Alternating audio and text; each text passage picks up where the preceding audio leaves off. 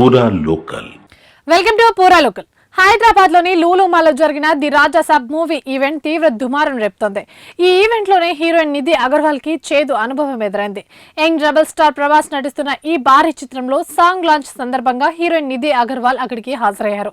ఈ కార్యక్రమంలో పాల్గొన్న హీరోయిన్ అభిమానుల తాకిడికి గురవడం, ఆపై పోలీసులు నిర్వాహకులపై కేసు నమోదు చేయడం ఇప్పుడు టాలీవుడ్ లో హాట్ టాపిక్ గా మారింది. ది రాజా సాబ్ చిత్రంలోని సహానా సహానా పాటను విడుదల చేసేందుకు చిత్ర బృందం ఈ కార్యక్రమాన్ని ఏర్పాటు చేసింది.